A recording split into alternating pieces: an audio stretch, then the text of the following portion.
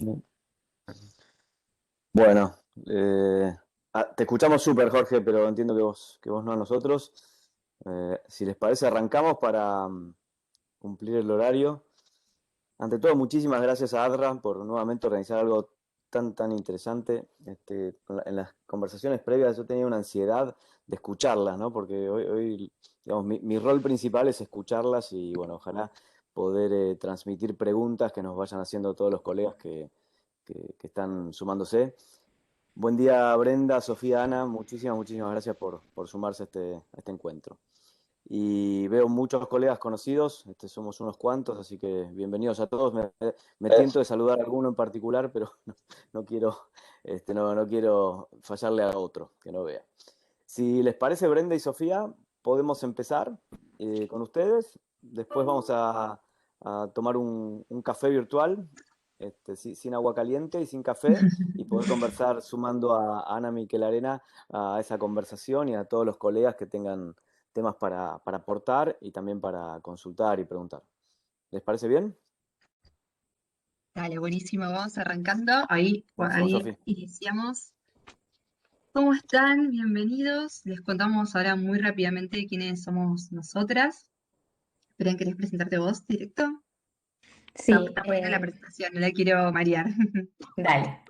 Yo soy Brenda Ciepura y soy investigadora en The People Lab en la Universidad de Berkeley, donde también estoy haciendo un doctorado y sobre todo estoy investigando cómo mejorar los entornos donde las personas que trabajan para grandes organizaciones tienen que tomar decisiones todos los días, porque esas decisiones que toman impactan el bienestar de las personas para las que están trabajando y desde una mirada de ciencias del comportamiento, que es como la rama en la que me estoy especializando.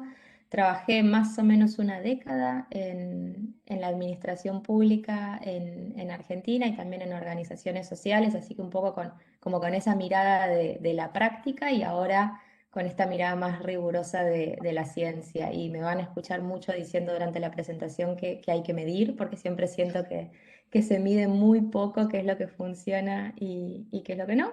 Y bueno, y ojalá que lo que contemos les sirva, lo tratamos de hacer lo más práctico posible para que les pueda servir para tomar decisiones dentro de sus empresas. Yo soy Sofía Geyer, soy consultora en temáticas de todo lo que es innovación mezclado con el mundo gigante de lo que es ciencias del comportamiento, que es un mundo muy grande.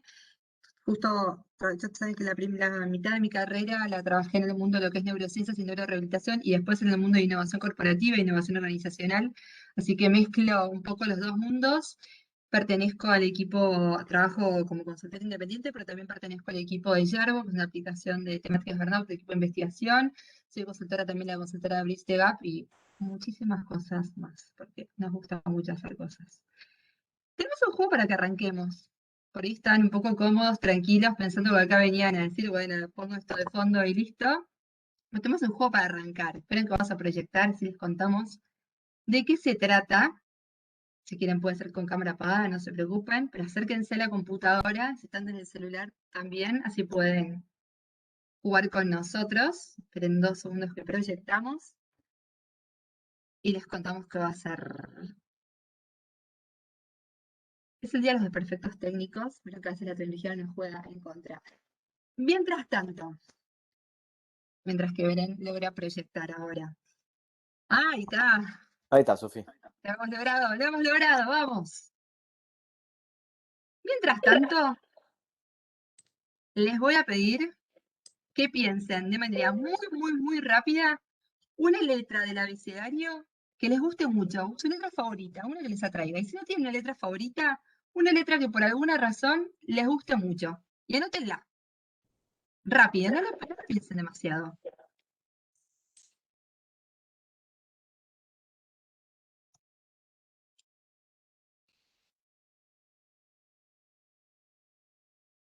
¿Ya tienen toda su letra?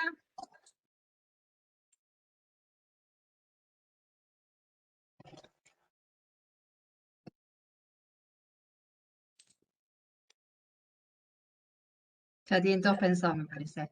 Mientras seguimos resolviendo estas queridas presentaciones, a ver qué está pasando, les voy a pasar un link de Menti en el chat para que entren y van a tener que responder ahora la siguiente pregunta. Ay, Acá se perdón, los no voy a están dejar. viendo la presentación. Yo estaba cogiendo, ¿eh? ¿La ven ahí? Ahí sí, ahora sí. Podemos, Brenda. Y ahora sí. Compartió sola. No sé qué le está pasando a la plataforma. Cosas que creo que todos en estas vidas nos están pasando a todos. Van a ir ahora, pueden ingresar por dos vías. Pueden entrar directamente al link que les dejé en el chat o pueden ir a menti.com e ingresar los números que están viendo en la pantalla. Y les queremos preguntar lo siguiente. Si esa letra que seleccionaron es la inicial del nombre de ustedes, o alguna letra del nombre de ustedes, o el inicial del nombre o de su pareja, o de sus hijos, o de alguien que realmente es muy significativo para ustedes. A ver, y voy a ver si yo logro presentar los resultados, que ahora va a ser el desafío. Pero si no, les voy a contar, les hago como de locutora al partido de radio y les cuento cómo vienen los resultados. Hay gente que creo que está contestando en el chat. Está contestando en el chat, les pedimos, pues no podemos registrar, no podemos contar cuánto está contestando en el chat, así que les pedimos que ingresen a menti.com, pongan el número que está en la pantalla, así podemos contabilizar el total. Acá ya que Bren nos habló tanto de que midamos, tenemos que medir, ¿no? Ya más o menos tenemos 19 respuestas. A ver, 19 respuestas, Bren, vamos con las 19 y las mostramos. Sí, a ver, ¿te dejo compartir? Dale, les voy a mostrar para que vean cómo resulta. Pues estos son experimentos. A ver si me sale y si no yo les contaré cuál es el resultado. Sí, básicamente con la experiencia, digamos, de multipolar a lo largo de los años. ¿Están pudiendo ver? Bueno, yo les voy a contar porque, o sea, si tengo que tomar la experiencia de cómo viene la presentación, no quiero que estén viendo mi pantalla en este momento. Sí, la vemos, 20 la vemos. personas, Sí, la La vemos. estamos viendo bien, Sofi. buenísimo, bien, no le tenía fe, no le tenía fe. 20 personas dijeron que sí, 8 que no. Bren puede interpretar estos resultados. Pero bueno, ¿vieron? Que una gran cantidad de ustedes terminaron diciendo que sí. Esto no es casualidad, o sea, no estamos haciendo este juego porque sí. La realidad es que también en el azar, que realmente ustedes terminan seleccionando una letra del abecedario que encima sea justo y coincida con la inicial del nombre de ustedes o de alguien significativo de ustedes, es baja como para que se vea este tipo de muestras. Ahora, ¿por qué sucede esto? Es algo que nos pasa a todos. Hay algo que se llama el sesgo de afinidad. Voy a dejar de compartir ahora, que vamos a volver a hacer nuestra presentación original. Hay algo que se llama el sesgo de afinidad, que es la tendencia que tenemos cada uno de nosotros de ser como más atraídos y de sentir como cierta afinidad con aquellas cosas que ya conocemos previamente. Es como que lo conocido lo sentimos como más familiar, le sentimos más confianza y además es como que lo reconocemos automáticamente. Y fíjense a qué nivel que uno realmente tiene tan asociado cuando piensa en algo tan distinto como una letra abecedario, ya lo asocias directamente con algo como el nombre de un ser querido que lo tenemos súper guardado. Les queríamos saber que mostrar este juego, que es uno de los miles de experimentos que hay, que nos muestran que en realidad, a pesar de que creemos que el cerebro humano funciona como una computadora, en realidad está muy lejos de funcionar de esa manera. A mí saben que una de las cosas que me llama la atención es que creemos que como una computadora, como las computadoras que conocemos, el cerebro humano puede, por ejemplo, trabajar 9 horas por día con un pico de productividad excelente. Creemos, por ejemplo, que somos completamente lógicos. Creemos que el único recuerdo que nosotros almacenamos hace 5 años en nuestro cerebro hoy está intacto, como cuando les tenemos que pedir que se muteen. Si alguien, parece que alguien de fondo les pedimos que se muteen, por favor. Gracias. Creemos que si almacenamos algo, por ejemplo, como en Google Drive, si almacené algo hace 5 años, hoy voy, el archivo está intacto en el cerebro de nada, los recuerdos cambian constantemente. Tenemos una tendencia a filtrar un montón de información de nuestro entorno sin darnos cuenta. Tenemos una tendencia a rellenar con información cosas que vemos de nuestro entorno. Tendemos a imitar los grupos humanos que tenemos alrededor sin darnos cuenta. Y estos son solamente miles de los ejemplos que nos muestran que nuestros cerebros no son computadoras. Sin embargo, todavía seguimos trabajando en muchas de nuestras empresas como si realmente tomáramos decisiones de manera lógica. Con esto les queríamos contar, hacemos un clic en la próxima, gracias Bren. Solo les queremos contar muy rápidamente una teoría de un psicólogo que se logró sacar el Premio Nobel de la Economía. Les juro que esto no es algo habitual en el mundo de la psicología. Que le pasó que hace 30 años él estuvo trabajando en el ejército israelí, Daniel Kahneman, y le pasó que él era matemático además de psicólogo. Y empezó a cuestionar la subjetividad que tenían las entrevistas en los procesos de selección. Pues empezó a decir, pero pará, me parece que no estamos logrando realmente medir bien las habilidades de las personas que necesitamos que entren al ejército. Y como él era matemático, empezó a plantear un montón de modelos y cosas diferentes para ver realmente cómo podía ese proceso en donde uno tiene que tomar la decisión y hacer un juicio sobre la habilidad de otra persona y una predicción de cómo se va a desempeñar en el futuro, cómo lo podemos hacer de una manera que no esté teñida por la subjetividad de cada persona. Se dedicó casi toda su carrera profesional a esto, y lo interesante es que terminó desarrollando una teoría que da cuenta que básicamente la diferencia entre el cerebro humano y una computadora es que muchas de las decisiones que tomamos son de manera automática, rápida, y que no nos damos cuenta de ellas. Porque en realidad lo que nos suele pasar en el cerebro humano es que es muy poco eficiente. El cerebro humano, otra diferencia que tiene es que tiene capacidad limitada para procesar información. Pero en computadora, por ahí, dependiendo de la memoria que tiene, es la capacidad que tiene para procesar. El cerebro tiene una capacidad súper chiquitita. Para paliar eso, ¿saben lo que hace? Hace muchas cosas de manera automática. O sea, todas las cosas que requieren mucho esfuerzo mental, es poquita la capacidad que tiene, y todas esas tareas que en realidad requieren baja carga mental, las automatiza y las pone por otro lado. Lo que Daniel Kahneman empezó a sugerir es que esto se llama como si fuera el sistema 1, que son estas tomas de decisiones que nosotros hacemos por ahí de manera rápida, automática. Les voy a dar un ejemplo, creo que a todos ustedes les pasó alguna vez.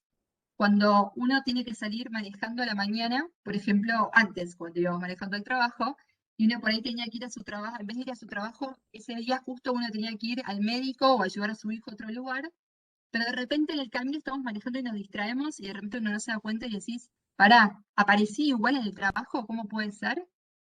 Esa era una tarea de bajo esfuerzo mental que ustedes sabían ir, se distrajeron, igual aparecieron. Eso fue el sistema 1.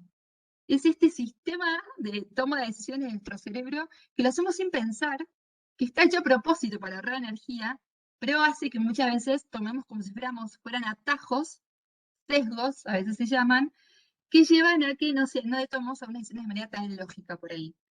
Y después está el sistema 2, que es el sistema que usamos cuando tomamos decisiones mucho más lógicas, mucho más conscientes. Si yo les hiciera una resonancia magnética, son otras redes neuronales las que se activan, pero que la realidad, la capacidad que tenemos del sistema 2 es muy chiquita y limitada. De hecho, ahora les voy a mostrar dos ejemplos, cuando uno hace ejercicios que son más del sistema 2, por ejemplo, estar completamente enfocado en una tarea que tiene mucha información, hasta la pupila se les dilata, pues hasta eso está medido, es completamente diferente.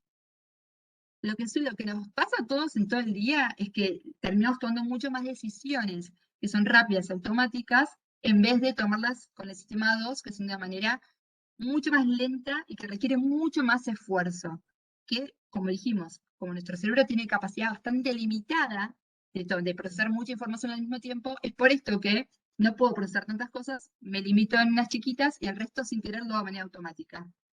Les quiero mostrar dos ejemplos, no me quiero ir del tiempo, ahora le voy a pasar la palabra a Bren. Por ejemplo, la resolución de esta cuenta matemática es un ejemplo de cuando ustedes usan su sistema 2, que es algo que requiere mucho procesamiento de información, que ustedes para resolverla tienen que enfocarse completamente en esta operación, tienen que sacar la atención de todo lo que los rodea, y no pueden estar atendiendo a esto y atendiendo a otras cosas al mismo tiempo. Requiere como un esfuerzo bastante fuerte. Acá lo van a necesitar el sistema 2. Versus, les voy a dar otro ejemplo. Ahora les voy a contar de qué se trata esto. Versus un montón de decisiones que ustedes toman todos los días, que por ejemplo tienen mucho que ver con las decisiones sociales que tomamos. O sea, nosotros como seres humanos estamos muy cableados para tomar decisiones sociales muy rápidas, para que muy rápidamente ustedes se encuentren con una persona y apenas solamente por ver cómo se mueve, cómo gesticula, el tono de voz que usa, el color de pelo, ustedes rápidamente hacen una inferencia sobre si esa persona es confiable o no es confiable. Pero por un tema de cómo estamos cableados a nivel biológico. Este es un estudio donde demostraron que a través de que se les presentaron diferentes fotos a un grupo de personas, que eran de dos candidatos que habían que habían competido en unas elecciones en Estados Unidos, me parece que había sido el 2005, y les dijeron, ¿cuál crees que tiene cara como de ser más competente? Los resultados que dijeron estas personas terminaron prediciendo los resultados actuales de las elecciones. O sea, había correlación entre cómo nosotros juzgamos esa cara a nivel de si sería más competente o no. O sea, solamente por mirarle una foto de una cara, con después ir a votarlo. O sea, imagínense el nivel de decisión importantísima social que ahí está impactada por nuestro sistema 1, que es el que nos hace caer en estos sesgos de manera rápida. Es un estudio bastante conocido. ¿Por qué se los quiero mostrar a esto? Porque las decisiones sociales son eso que ustedes toman en todas las partes de un proceso de selección. Desde el minuto 1 en donde nosotros miramos el currículum de un colaborador, hasta el minuto 2 en donde viene la entrevista, donde le veo la cara, donde escucho cómo habla, escucho su tono de voz, escucho las palabras que dice. Escucho, y no solamente, yo sé que ahora están justo diciendo el CV no tiene que tener foto, acuérdense que esa parte es solo al principio, pero en todos los estadios del proceso de selección hay toma de decisiones sociales. Si me gusta, hay una frase típica que pasa mucho que es, si esta persona me gustó, por ejemplo. Que ese me gustó está como súper seguido por muchas otras cosas. Ahora Brenda les va a contar mucho más, dicen que se entrecorta, espero que a Brenda a usted salga mejor, pero el problema de esto es que tiene muchísimo impacto en lo que es diversidad en las organizaciones. Sofi, yo te escuché re bien, no te escuché entrecortada. Perfecto. Ustedes se preguntarán qué tienen que ver esto del sistema 1 y del sistema 2 con los procesos de recruiting y con la diversidad en las empresas. Bueno, un profesor mío en la facultad decía todo tiene que ver con todo, así que este debe ser uno de esos ejemplos. Primero me parece importante que pensemos por qué invertir en diversidad, en empresas, en organizaciones en general, ¿no? Invertir en diversidad tiene que ver con que las empresas que son más diversas están medido que también son más productivas, que son más innovadoras, son lugares en donde cuando hay gente con más diversidad de perspectivas, de opiniones, de experiencias de vida, y estas personas se juntan a resolver problemas, aportan información, opiniones, perspectivas diferentes, enriquecen el proceso de trabajo, enriquecen los productos y servicios que se van a terminar ofreciendo. Y esto no tiene solo que ver con la interdisciplinariedad, ¿no? Con tener personas que vengan de distintas ramas profesionales, sino también tener personas que tengan estas distintas perspectivas por su género, por su raza, por su etnicidad, por dónde crecieron, por el tipo de crianza que tuvieron, por dónde estudiaron, por quiénes son, ¿no? Como quién uno es también aporta al trabajo que hace. Y en general, no sé si en el grupo tendremos algún disidente, pero en general todas las personas están de acuerdo con esto, ¿no? Si a alguien le dicen, bueno, vos crees que las empresas tienen que ser más diversas, es muy difícil que alguien te diga que no. Entonces, si todos estamos de acuerdo con que este es el camino, con que este camino aporta valor, ¿por qué nos cuesta tanto que nuestras empresas o nuestras organizaciones sean más diversas? Y esto no es que solo tiene que ver con estos sesgos de los que vamos a hablar, pero en parte tiene que ver con estos sesgos de los que estamos hablando. Puede ser que hagamos una diferencia a la hora de contratar o de promocionar a alguien, a dos personas que tienen las mismas calificaciones, las mismas capacidades, la misma experiencia, y sin darnos cuenta, como que pasó y nosotros pensamos que tomamos una buena decisión, pero en el fondo cuando uno mira de manera agregada a esa organización, se da cuenta que está sistemáticamente tomando decisiones que benefician más a un grupo de personas que a otro. Esto pasa todo el tiempo y en parte tiene que ver con los sesgos subconscientes, que ahora vamos a ver un poco qué son y cuáles son. Hay muchos, pero hay algunos que por ahí juegan un rol un poco más importante en los procesos de selección. Y un poco también lo que se dice es que los sesgos en los procesos de selección pueden llegar a ser más significativos que los sesgos en los procesos posteriores, ¿no? Los procesos posteriores pueden llegar a ser cuando ya la persona está trabajando en la empresa y hay, no sé, reuniones, si uno decide quién va a liderar esa reunión, quién va a participar de un viaje de negocios, quién va a promocionar cuando hay una oportunidad de crecimiento profesional. Los sesgos en los procesos de selección son un poquito más significativos, en principio porque durante los procesos de recruiting hay muy poca información sobre los candidatos que llegan, ¿no? Tenemos como el CV, quizá vienen referidos de alguien y sabemos un poco más, pero en general no tenemos mucha información. las entrevistas son muy cortas, a veces quizá la primera entrevista es telefónica o la primera entrevista es solo para conocerlo y hacer un screening y dura 15, 20 minutos, entonces tampoco es que es un espacio de tiempo enorme en donde nos podemos hacer una idea muy comprensiva de quién tenemos delante. O si interactuamos con candidatos que son básicamente extraños, que en 15, 20 minutos, una hora, por ahí en alguna entrevista tenemos un atisbo, un poquito de quién es esa persona, pero la realidad es que no la conocemos. Y son situaciones en donde también este candidato está estresado porque tiene muy poco tiempo para generar una buena impresión, para contar quién es, por qué vale la pena que lo contraten. Y lo que sí está medido es que a veces los grupos que se consideran estigmatizados, ¿no? Como pueden ser las mujeres, las personas de color, personas transgénero, que saben que hay un estereotipo en la sociedad respecto de ellos y está muy medido esto que se llama en las mamás muy bien, totalmente. eh, Está medido en la literatura con un nombre como de amenaza a la identidad, ¿no? Que es cuando yo sé que estoy dentro de este grupo, entonces muchas veces estas personas dicen, yo tengo que desempeñarme todavía mejor, porque si soy mujer, para poder estar a la altura de un hombre en una entrevista de trabajo, la tengo que romper 10 veces más que el hombre. Entonces a veces esa extra presión que estos grupos sienten hacen que en ese espacio de tiempo tan constreñido, le sientan más estrés y eso los lleve a tener una performance por ahí un poquito peor de la que podrían haber tenido. Y en estas situaciones digamos, que duran tan poquito, donde uno no conoce al otro y juega mucho esto de la primera impresión, es un caldo de cultivo espectacular para los estereotipos, porque uno tiene muy poco tiempo, uno tiene que salir de esa entrevista con una opinión sobre la persona. Entonces, cuando no están dadas las condiciones para que uno pueda como realmente sentarse, escuchar y abrirse a lo que el otro tiene para contar, ahí es donde entra este sistema 1 del que hablaba Sofi, que es más automático, y yo tiendo en mi cabeza, que es eficiente, que no quiere gastar más energía de la que debería, a empezar a juntar las características que conozco de estos grupos con la persona que tengo delante. Entonces muchas veces quizá la opinión general que termine teniendo de esta persona va a estar más asociada al estereotipo social que ya viene como con este grupo, que a una opinión que yo podría tener si la conociera más en profundidad y pudiera como habilitar mi pensamiento complejo a que venga y también traiga su input, ¿no? Y otro tema también de los procesos de recruiting versus los procesos post-selección es que es difícil corregir errores, porque si yo promocioné a la persona que no debería haber promocionado, a la que no era más calificada y después me doy cuenta, lo puedo revertir. Pero si yo ya no contraté a esa persona que se lo merecía por sus calificaciones, por algún otro motivo, esa persona se fue de la entrevista, se fue de mi vida, no volvió más y es muy difícil como volver atrás sobre lo que sucedió. Por estos motivos y por otros es que se estudia o se ha visto que estas entrevistas tradicionales no son muy predictivas de cómo a la persona le va a ir en la organización más adelante.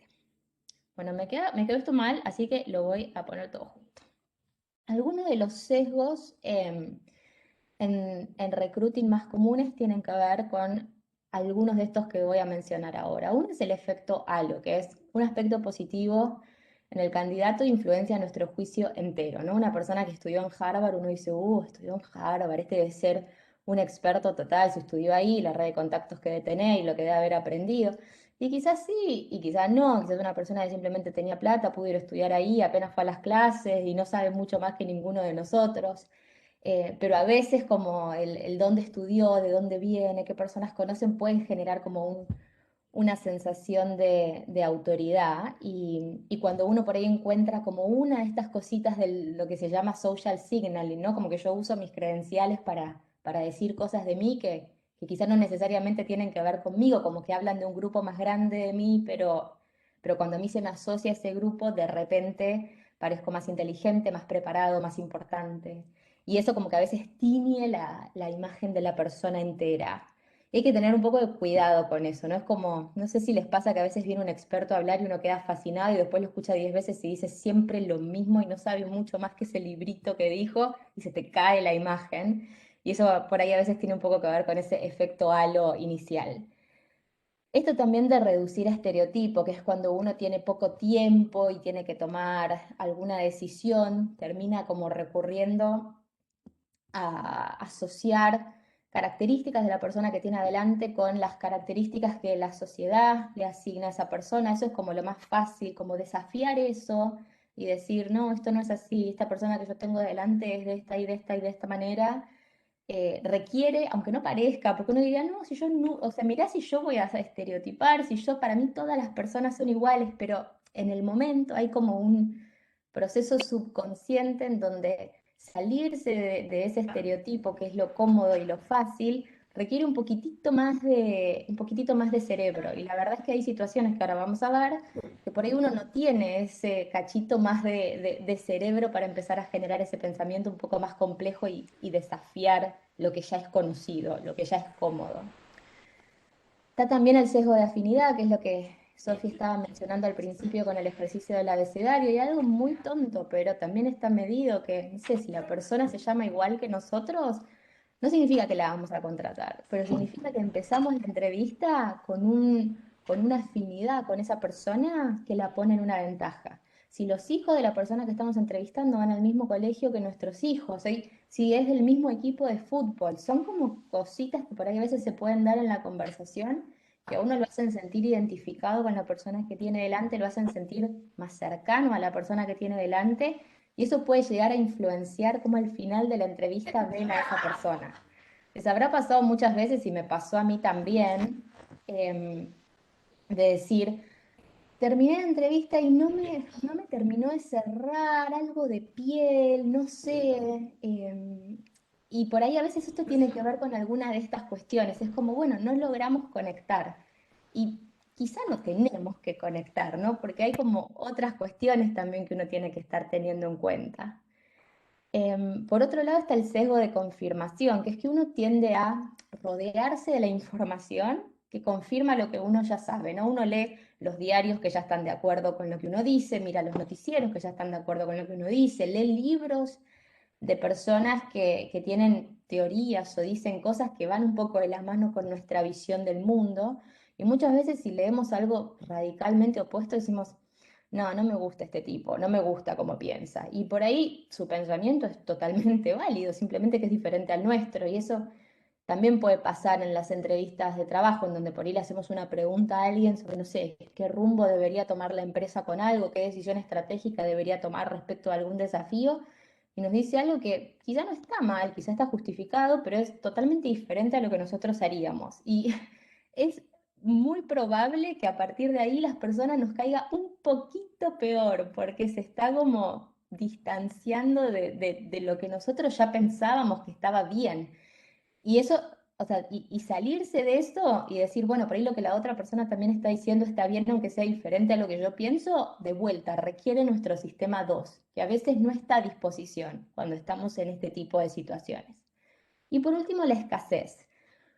Cuando nosotros tenemos falta de tiempo, porque tenemos que hacer muchas entrevistas en un día, o falta de atención, porque estamos haciendo entrevistas, pero tenemos también un deadline de otra cosa y nos pidieron terminar las entrevistas hoy, pero estoy pensando en el informe que tengo que entregar al final del día, son situaciones que de vuelta también nos hacen retrotraernos a ese sistema 1, a ese sistema automático, y por ahí poner menos de esa atención más integral que a veces estos espacios requieren. De hecho, está medido que si uno tiene que hacer una entrevista tras otra, como separarlas por breaks y darle al entrevistador café y darle al entrevistador, no sé, masitas, al final del proceso el grupo de personas que se termina eligiendo es un poco más diverso que si ese proceso termina siendo muy estresante porque no tiene ningún espacio para que la persona despeje su cerebro.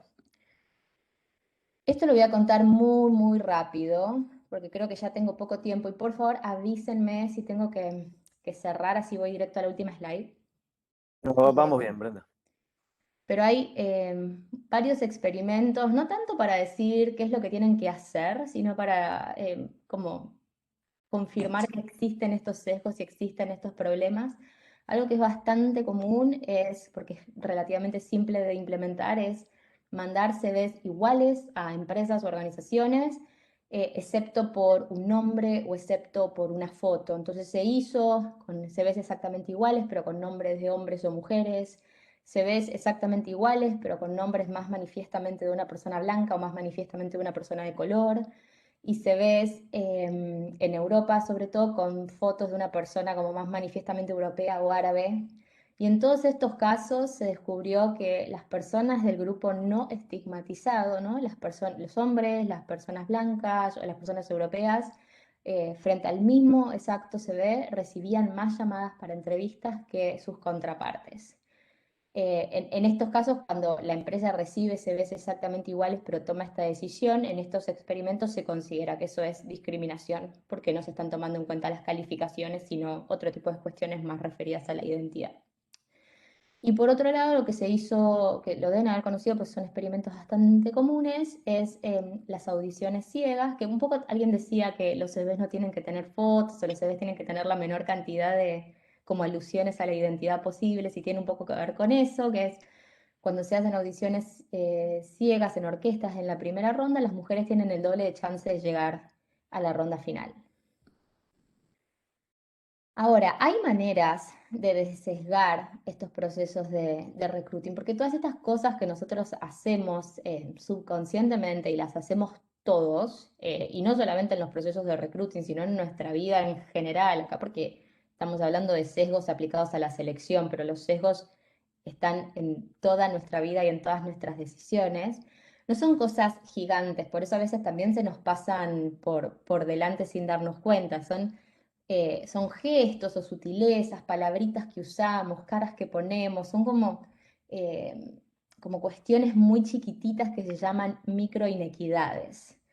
Em, y hay algunas cosas que se pueden hacer, y a mí se me ocurrieron algunas para compartir, pero después podemos discutir juntos otras.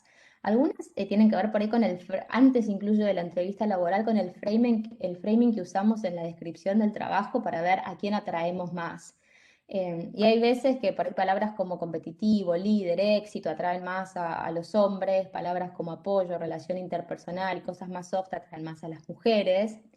Algo que me pareció interesante es que, y me parece que es totalmente lógico con cómo veo a los hombres y las mujeres, que es que las mujeres tienden a aplicar si cumplen con casi la totalidad de los requisitos y los hombres son un poco más mandados, ¿no? Si cumplen con un poco más de la mitad de los requisitos se aplican igual. Entonces, por ahí algo que también se puede pensar desde las descripciones de los trabajos es, bueno, por ahí en vez de poner todo lo que necesitamos que las personas sepan, pongamos qué es lo que es realmente importante para nosotros y lo demás lo ponemos como optativo o lo demás lo analizamos en una entrevista de trabajo, pero veamos como cómo armamos esta búsqueda para que personas más diversas estén dispuestas por lo menos a lanzarse hacia la primera puerta. En un experimento que también hicimos acá en Estados Unidos con la policía para tratar de generar que más personas de color apliquen, lo que se hizo fue hacer afiches en donde aparecía una persona de color contando su experiencia de trabajar como fuerza de seguridad, y eso también logró que más personas de color apliquen porque se veían más identificados en el lugar de trabajo en el que iban a terminar ejerciendo sus funciones a partir de cómo esos afiches de promoción están generados.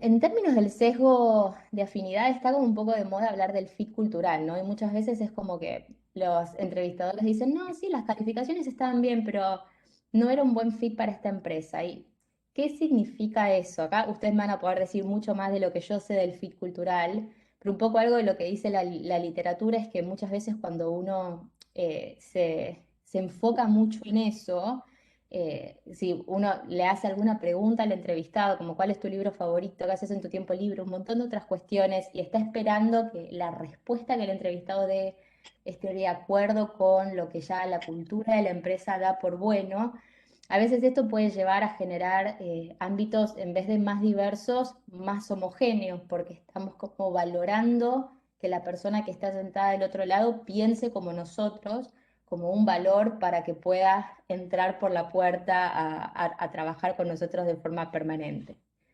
Y por otro lado está el tema de la escasez, que es lo que hablaba yo de la falta de tiempo, la falta de recursos o la falta de atención, que es también, todos a veces tenemos una propensión al workaholismo, en pandemia esto también se exacerbó, y Y cuando uno está muy cansado, cuando uno está muy agotado, exhausto al final de un día de trabajo, va a tomar peores decisiones que a la mañana cuando está fresco. Esto es así en todos los entornos y eso también pasa en las entrevistas. Entonces, ¿de qué manera estructuramos esos procesos de selección para que no se pierda calidad, para que uno no pierda la calidad de esa atención que le debe al otro? Y por último, algo solo como una pregunta retórica, pero para tener en cuenta, que también tiene que ver con el sesgo de afinidad, es cuánto se parece el grupo de entrevistadores al grupo de entrevistados, ¿no? Porque también tener mujeres, tener personas de color, tener personas transgénero en grupo que entrevista, también va a dar una perspectiva más enriquecedora a la hora de llevar a cabo ese proceso de selección. Y por ahí todos vamos a tener sesgos, pero al tener todos sesgos distintos, porque venimos de ambientes, de perspectivas, de experiencias de vida muy distintas, puede llegar también a contribuir a que ese proceso de selección termine en resultados más diversos. Y por último, como para cerrar, decir que estos sesgos son muy difíciles de eliminar, ¿no? Que a veces es como cuando te dicen, bueno, vamos a hacer una capacitación para que aprendas a vencer estos sesgos. Esto es peligroso porque estos sesgos son subconscientes, vienen un poco como configurados con nosotros mismos y es difícil de decir, bueno, no, listo, de ahora en más yo ya aprendí que esto está mal, no lo voy a hacer más, porque va a seguir sucediendo, ¿no? No sucede todo el tiempo, pero sucede a veces cuando el entorno nos lleva a eso. Pero sí es ¿Puedo meter importante costado? conocerlos y Justo hay saber una que pregunta, pero sí, sabes que justo hay una pregunta de que algo de no sería como un sesgo también, lo que hablábamos antes, que a veces se confunde la palabra sesgo con lo que en realidad es un estereotipo. Los estereotipos por ahí uno puede trabajar en deconstruirlos, pero el sesgo en realidad no, porque es una predisposición cognitiva que tenemos, en realidad. sí, o sea, el sesgo no es lo mismo que el estereotipo, lo que sí cuando uno a veces esto o está cansado o el espacio de decisión es muy corto, uno se retrotrae a ese sistema uno automático. Parte de retrotraerse a ese sistema uno automático por ahí tiene que ver con tratar de simplificar la realidad. Y los estereotipos son una forma de simplificar la realidad.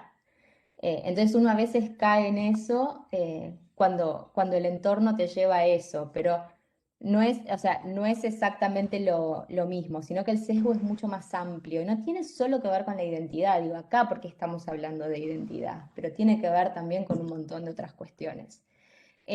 Pero algo que por ahí es importante saber que conocerlos, por lo menos nos va a ser conscientes de saber que por ahí en algunos momentos lo vamos a hacer, o por ahí después de una entrevista decimos, uy, dije esta palabra, o tuve esta actitud, o me centré mucho en esto que dije la persona, pero no escuché tanto en lo otro, como nos va a dar la oportunidad de por ahí ser un poco más críticos con nosotros mismos y por ahí mejorar como nuestro desempeño en estos procesos.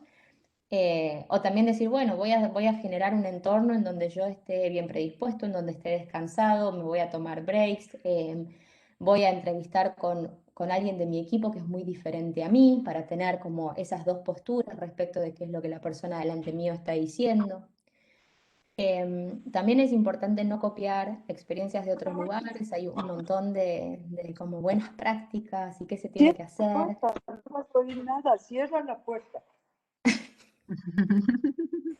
Y es importante tener en cuenta que todos estos procesos también dependen del contexto y también que diversidad no es lo mismo que inclusión, ¿no? Que nosotros por ahí hagamos un esfuerzo en incorporar a las organizaciones personas que vienen de distintos contextos, experiencias, perspectivas, es el primer escalón, pero después, y yo estudio esto un poco acá en organizaciones, si después estas personas se incorporan a un ambiente donde no se sienten incluidas, porque la mayoría de las personas se parecen más entre sí de lo que se parecen a uno, eso también genera un ambiente en donde las personas no pueden dar lo mejor de sí, porque se sienten como una amenaza a su identidad en el entorno laboral en el que se están desarrollando y puede llegar a generar o que no se desempeñen de la mejor manera porque siempre se sienten bajo amenaza o que terminen renunciando, que es algo que también pasa mucho. Y por último, a la hora también de pensar como si están pensando en alguna actividad que quieren hacer para ver cómo mejorar el manejo de estos sesgos en los procesos de selección, les recomiendo que midan a ver si hubo algún cambio a partir de eso, en qué terminó el proceso y si terminó en un resultado de mayor diversidad o no, como para también entender ustedes si en este contexto en el que ustedes particularmente están trabajando esa intervención sirve. Sofi, no sé si querés agregar algo a los comentarios de cierre. Solo como en este punto final, más allá de los sesgos en particular, que que se pueden tratar como de romper en cada etapa del proceso, que mucho de lo que estuvimos comentando por ahí es más el principio del proceso, pero también hay que trabajar no solamente con las personas de recursos humanos, sino también con los tomadores de decisiones, que sean parte de los negocios o de las otras áreas funcionales, pues también toman decisiones sobre el proceso, pero también hay que medir a veces en el proceso entero, como el funnel entero lo que sería la proporción de grupos mayoritarios versus grupos minoritarios que están entrando a ese panel y cuánto es esa proporción entre ambos grupos que termina quedando, que es un poco lo que te termina dando si realmente uno termina perdiendo un gran porcentaje de personas que corresponden por ahí a grupos minoritarios. Y eso, por eso es tan importante la medición, y entender bien qué es lo que está pasando para que ustedes sepan dónde están parados con esto, como no existen las buenas prácticas, y ustedes pueden trabajar sobre las problemáticas. Buenísimo, Sofi y Brenda, muchísimas gracias. Si les parece, incorporamos a Ana al café de cierre y vamos entendiendo también cuál es una mirada desde la organización. Están surgiendo consultas, Rocío nos preguntaba acerca de actividades. Bueno, vamos a tratar de llevar adelante cada uno de los temas que van surgiendo. Bueno, Ana, Muy bienvenida buen día, y qué un gusto interesante. escucharte. Igualmente, muy bueno lo que presentó Sofi y Brenda. Hay como mucha tela para cortar, mucho para crecer, mucho para seguir profundizando, ¿cierto? ¿Cómo llegaron, Ana? Tengo la primera pregunta para disparar y después espero las preguntas también de todos, ¿no? Pero ¿cómo llegaron o cómo llegamos a este tipo de conversaciones, a estas charlas dentro del- de la función, ¿no? de talent en una empresa como la tuya o en general? Digo, ¿cómo se llega a este lugar? Nosotros nos estamos cuestionando bastante, en realidad nosotros, me acuerdo hace un tiempito, Paulo, empezamos nosotros a conversar, a compartir ideas, y así es como se llega también a muchas replanteamientos, ¿no? Esto de partir, bueno, de algún disparador, seguir investigando, como cuentan ahí las chicas, seguir profundizando, buscar ahí con quién rebotar ideas. En ese día me acuerdo que justo estábamos hablando por otro tema y de paso empezamos esta charla, que la charla fue como encuadrada, empezamos a hablar, bueno, ¿cómo está cambiando? ¿En qué está el proceso de reclutamiento, no?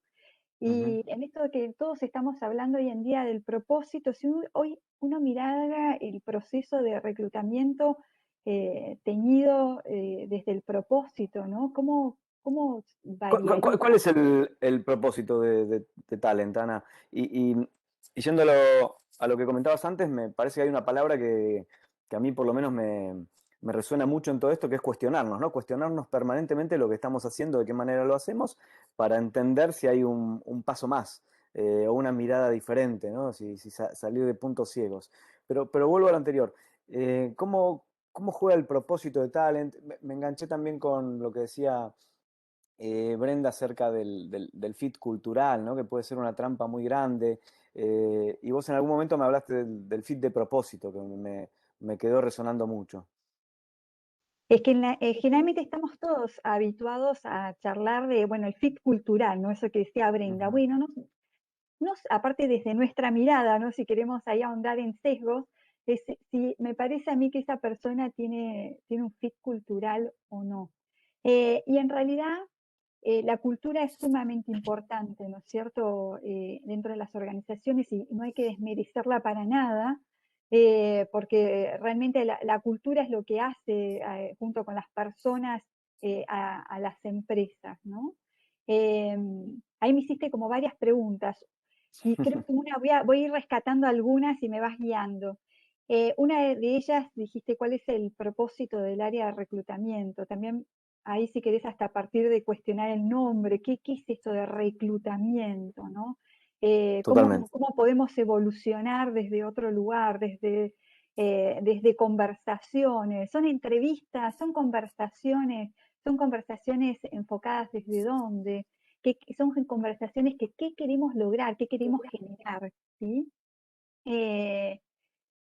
Voy a volver a alguna de tus preguntas. ¿Cuál es el propósito del área de reclutamiento o este área donde yo creo que somos humanos todos, ¿no? Tanto el que tiene la misión o la función de buscar gente como el que también está buscando como oportunidades, ¿no? Ujú, Entonces ujú. yo creo Como que el área balancear, ¿no? El peso de esa instancia. totalmente, pues un diálogo constructivo entre ambas partes, por lo menos eso, de esa forma lo quiero creer, o desde esa visión me encantaría encararlo y todo lo que implica desde ahí, ¿no? Ujú. Entonces, desde el propósito de cuál es el área, es eso, es como conectar puntos, ¿no? Esto de qué es lo que quiere esa persona, ¿sí? Que está buscando una oportunidad versus lo que yo le puedo ofrecer, versus o lo que yo le puedo ofrecer, entendiendo a través de esa conversación qué intereses tiene, hacia dónde proyecta su carrera, qué es crecimiento para esa persona, ¿sí? Porque todos uno generalmente cuando te dicen crecimiento, bueno, son 2 posiciones más, Ujú. voy a crecer jerárquicamente, cómo esto va Y ahí, convirtiendo. sí, perdón que te interrumpa, y ahí quizás entran justamente los prejuicios, no sé si llegan a ser técnicamente sesgos, Brenda, Sofi, si me ayudan estoy confundiendo las cosas, pero en definitiva lo que para uno es crecimiento no necesariamente lo es para el otro, ¿no? Exacto, seguramente hay sesgos ahí, porque uno mira a la otra persona siempre desde sus ojos. Creo que lo que plantean las chicas es como llevar esto primero al entendimiento y conocimiento y después a llevarlo a un plano consciente, ¿no? Para justamente cuestionarnos, ¿no? Entonces, lo que hasta hablábamos en su momento, ¿no? Esto que tengo una oportunidad para vos, ¿sí? Entonces, por ahí tal vez no sea una oportunidad para mí, sino que entender lo que pueda ser una oportunidad, aparte del entendimiento de realmente qué busca esa otra persona. Busca crecer, busca estar en un contexto, digamos, seguro, donde realmente es respetada su voz, ¿sí? Porque tiene algo realmente, su voz es contemplada, ayuda a crecer tanto a él mismo como al equipo, como a la organización. Entonces es eso, yo creo que en esto de que decías balanceado, Paulo, realmente buscar eso, que esto sea una conversación de valor para ambos, ¿no? Donde el propósito tuyo, volviendo a tu pregunta de qué hiciste el propósito de reclutamiento, es conectar puntos, ¿no? Es conectar lo que es de valor para uno con lo que uno también le puede ofrecer de valor para que realmente de valor, y por supuesto no nos vamos a olvidar de bueno, qué es lo que la organización busca. Si querés lo podemos vincular también a lo que decían las chicas, ¿no? Brenda y Sofi, vincularlo a eso, es como entender qué tiene esa persona para agregar a la compañía, por supuesto, trayendo esa diversidad. Y si uno pensara la diversidad con propósito, tanto como tal en acquisition o reclutamiento o empleos, o esto que lo podemos seguir cuestionando un montón, ¿no? Y Ana, y ahí tocaste, perdón, de costado a la organización, ¿no? Y algo que surge es que probablemente en esta reunión, que somos unos cuantos, está súper activo el chat y muchas gracias, dicho sea de paso, en esta reunión estamos personas que estaremos cerca o dentro de áreas de recursos humanos. ¿Y qué pasa con el cliente final, ¿no? Que llamamos line manager, que llamamos el gerente de área, o sea, quien también es una parte extremadamente activa en el proceso y seguramente decisor. ¿Y qué pasa con con este cuestionamiento, vuelvo, con esta mirada disruptiva de un proceso? ¿Cómo ves eso en el mercado en general o en tu empresa? ¿Qué mirada tenés? Creo que nosotros jugamos un rol esencial en eso, ¿no? En desafiarlos. Porque yo te puedo dar una charla, que es un primer punto, te puedo explicar el proceso desde otro encuadre, eh, pero cuando te llega la búsqueda es como que medio siempre venís con el sesgo de escasez y querés decir, mira, yo necesito ya, tengo tales proyectos, venís con la urgencia. Y en eso está bien, nosotros jugamos un rol ahí clave, ¿no? Como hacer esas pausas, para, pensemos, ¿A dónde estás proyectando tu área? ¿Hacia dónde va? La compañía está en este proceso de transformación, con este propósito, ¿no? Hacia ahí vamos. Ok, ¿qué sería, qué te sumaría valor a vos? ¿Cómo querés llevar adelante la conversación para ver si hay un match de propósitos entre ambos? Que realmente esa persona que tomes esté contenta con lo que le ofrezcamos y que a largo plazo decida estar con nosotros. Y si tomamos estos sesgos de diversidad que decían las chicas, es que sume innovación, que nos permita seguir creciendo, que nos cuestione. Por más que es lo que decían, ¿no? Por ahí no me estoy en el lugar más cómodo. Por ahí hasta en primera instancia hasta me genera como eso, ¿qué está diciendo, no? Pero permitirnos, o sea, ir cuestionando, o sea, nosotros desde nuestro rol de reclutadores o de buscadores de propósitos y de conectar los puntos, como tener ese rol súper activo de poner pausa y pensar juntos, construir juntos, desafiarnos juntos, porque es un proceso evolutivo, ¿no? Y dejar que eso fluya. Hoy por ahí me lo cuestiona, por ahí me lo quiere saltear, digamos, pasarlo de largo, pero cuando ve que eso realmente suma valor tanto personalmente para él, como para la organización y como para ese candidato o próximo colaborador, creo que ahí puede hacer un poco ese cambio. Bien. Y abro a las tres, ¿no? Yo te digo, estamos enfocados con Ana, pero digo, Brenda, Sofi, ¿qué pasa con ese? Me acuerdo cuando vemos todos estos temas, ¿qué pasa con aquellos esquemas de matriz de toma de decisión? ¿Ayudan a limitar los sesgos? La verdad que no genera mucho valor. Me acordé, digo, y me acuerdo porque me parece que es algo bastante que denota mi edad, ¿no? Las matrices de toma de decisión, pero bueno, se los dejo a ustedes para que me cuenten. Ay, te iba a dejar a vos, Sofi. Justo, justo esta semana estaba escuchando un podcast, escuchándolo a Daniel Kahneman, una entrevista muy reciente, Ajá. y él, que justo está por sacar un nuevo libro con una nueva teoría, y él no es que sugería, como justamente no hablaba de una toma de matrices como específica, como esta es la matriz de toma de decisiones, todos vayamos con la misma, pero sí hablaba de usar por lo menos, las matrices a veces son cosas que nos fuerzan a hacer procesos mentales, pero sí hablaba de tratar de hacer cosas que nos ayuden a analizar, a recolectar la información de una manera donde nos permita, por ejemplo, no sé, les doy un ejemplo, el tipo de información que necesitamos tener de los candidatos por las habilidades que estamos buscando, y por ahí también forzarnos a buscar razones por las que sí podría ser, las razones por las que no, por ejemplo, porque nosotros funcionamos de una manera en donde el cerebro humano funciona muy bien por las comparaciones. Ahora, cuando no tenemos como información para contrastar, y es como, vos lo ves bien, este candidato, vos creés que es, ahí es donde él decía como que tendemos a caer en muchos más errores. Entonces a mí me parecía como súper interesante. Y la otra, que me pareció muy interesante, es que también hablaba mucho, tengamos cuidado no solamente los sesgos, todos nosotros tenemos como variabilidad en nuestra forma de tomar decisiones. Por ahí el criterio que usaste la semana pasada, porque te cambió el contexto, es una diferente.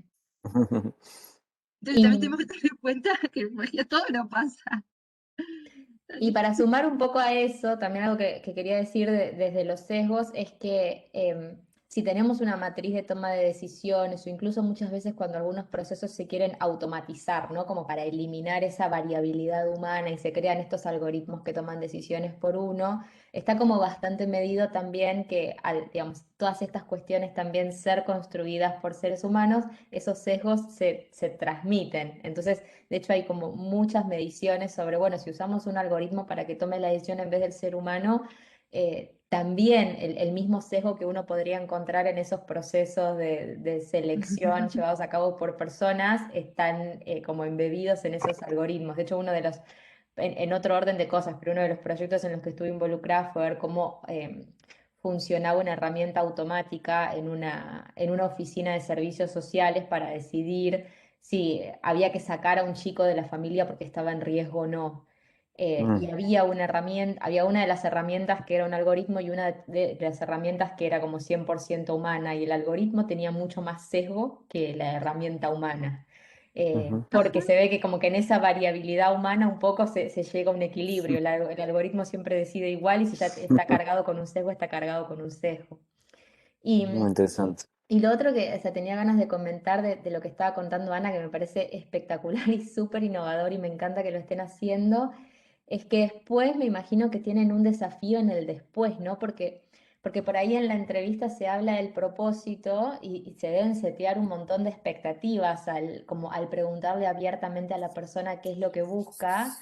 Y a veces nosotros por ahí como que en algunas investigaciones que hacemos vemos que muchas veces cuando las personas renuncian digamos dentro de los primeros 2 años se van de la organización es porque en la entrevista se discutió, o sea, les contaron una imagen del trabajo que después en el día a día dijeron, nah, yo pensé que iba a estar cambiando el mundo y estoy haciendo una planilla Mm, Excel y esto no es lo que mm. yo esperaba, entonces me voy a buscar mi propósito a otro lado. Como cómo machean eso para que después se pueda sostener ese propósito que la persona busca en instancias posteriores. Está buenísima tu Muy pregunta, bien. Loren. Pero, ¿sabes qué? No hay recetas. Viste que en lo que es humanos no hay recetas. Por ahí vos pensás, si el algoritmo está aún sesgado porque fue construido por humanos, la matriz esa que nombraba Sofi, no me digas que no la hizo un humano, está todo sesgado, ¿no es cierto? Y lo que estamos tratando con eso es de cómo salirnos, cómo podemos salirnos de ahí aún y así todo estamos ahí pensando y diseñando esas matrices o esos algoritmos, ¿no? Porque lo que queremos es tratar de objetivizar nuestra toma de decisión, que me encantó lo que decías de lo del sistema 2 y todo lo que decías en torno a las decisiones. Pero en esto vuelvo a tu pregunta, no hay recetas. ¿Sí?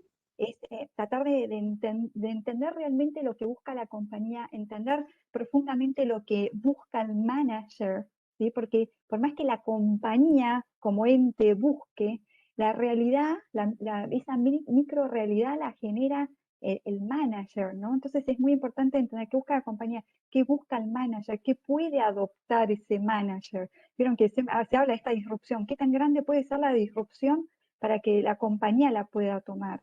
¿O qué tenés que ir generando previo para que la compañía pueda adoptar y empezar a abrazar con cierta incomodidad seguramente al principio aquello que es diferente, pero que hoy entendí que está bueno o podría estar bueno, porque depende en qué proceso te encuentres el cambio. Entonces, no hay recetas mágicas, ¿sí? Es como ir generando el clima dentro de la organización, dentro de los managers, para que esa conversación y ese entendimiento de propósito del candidato con el entendimiento del propósito de la compañía y el manager estén lo más alineados posible para que, como vos decís, que no te pase que en 1 año, en 2 años, me encuentre haciendo un Excel que no tiene nada que ver con cambiar la vida, que era lo que yo quería, o lo que fuere, ¿no? Pero no hay recetas con garantía. Lamento decirlo que no, somos humanos, chicos, no. Ahora, ¿sabes qué Pero me hay que haces? pensarlo desde ahí. Me hace Como, pensar algo. Creo que sí, para dejarlo con un tema de optimismo y esperanza, no es que no podemos hacerlo. Yo creo que me trae a la cabeza de vuelta qué importante que es la humildad como valor en las culturas organizacionales. Porque como no hay recetas y no va a venir la fórmula mágica de cómo tenemos que hacer esto, lo único que tenemos que desarrollar es el valor cultural de la humildad y de cuestionarnos y realmente estar abiertos de que nos podemos equivocar, que los otros se van a equivocar, de cuestionarnos, de cambiar las cosas, ¿no? Desde ese lugar. Me quedo con Coincido eso. totalmente, Sofi, y la empatía, ¿no? La empatía que nos abre tratar de salir de nuestro mini contexto. Yo, en nombre de Atra, sumamente agradecido con las tres. Seguiría hablando 1 hora más, sinceramente, pero también sé que todos tenemos, y va a haber oportunidad para hablar horas más, así que bienvenido. Pero todos tenemos temas que seguir y quisiera ayudar a cumplir la agenda. Ana, Brenda, Sofía, muchísimas un gracias. placer. Me quedo con que esto es mucho más allá que sacar la foto del CV. Esto es un cuestionamiento permanente y un puente que trazaron ustedes, se lo agradezco, o por lo menos así lo viví, un puente entre la ciencia, la investigación y la práctica de una compañía o la mirada corporativa. Así que muchísimas gracias a todos. Y Gracias gracias A a por la todos por ustedes, un oportunidad. participar en placer. ATRA. Gracias por la Gracias, oportunidad. Chao, gracias a todos. gracias. Ujú.